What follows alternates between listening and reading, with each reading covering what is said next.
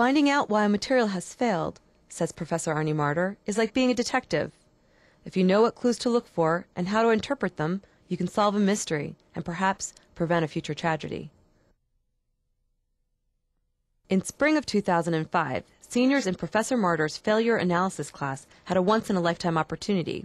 These materials science and engineering majors were the first college students asked by NASA to examine pieces of debris from the Space Shuttle Columbia. 2, 1, we have booster ignition. On February 1, 2003, the Columbia broke apart as it re-entered Earth's atmosphere. All 7 astronauts on board were killed. More than 83,000 pieces of the Columbia were recovered in Texas and Louisiana. NASA has determined that an unusually large piece of insulating foam separated from the fuel tank during launch and struck the shuttle's wing panel. The impact damaged the panel's thermal protection system, exposing it to deadly heat when the shuttle re-entered Earth's atmosphere. Early in 2005, NASA sent 50 pieces of unexamined debris from the Columbia to Professor Martyr's failure analysis students. Professor Martyr says Lehigh is uniquely suited to help the space agency with its detective work. They picked Lehigh because of our background in failure analysis and the fact that we teach the course of failure analysis and our outstanding microscopy facilities at the university that is not found in most other schools.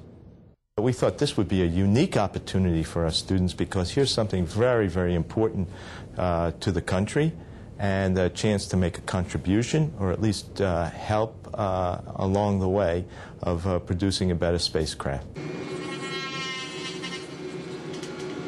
Professor Martyr's students used all the skills they had learned in 4 years of materials, science, and engineering classes. They cut and polished the pieces of debris. They examined their samples under optical and electron microscopes, all in hopes of helping NASA design safer and stronger space vehicles. In April, the students prepared technical reports summing up their findings. They presented the results at a symposium to NASA scientists who themselves had studied debris from the Columbia. The older scientists said the students' work would help NASA return to space with the Discovery Shuttle. The students' findings will also help NASA send manned flights further into space. So they were able to see some things that we haven't seen before, and I hope they don't take it for granted. I mean, this is a once-in-a-lifetime opportunity, and really the first time it's been done at this level for students to be able to look at, precious flight hardware. All the lessons learned, all the data that's gathered will certainly be applied, or at least compared to what we have, and put toward future generations of vehicles, whether it's replacement for the shuttle, or obviously NASA is looking to go to the moon and then on to Mars.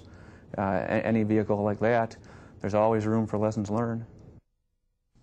For some students, the unprecedented opportunity to work on the Shuttle Columbia could launch an unexpected career. Well, failure analysis has turned out to be something that I really like doing. I spend numerous hours in the laboratory, working sometimes till 7, 8 o'clock at night, which I could never imagine myself doing. And that's definitely something that I could see myself doing in the future. Even working for NASA, who knows?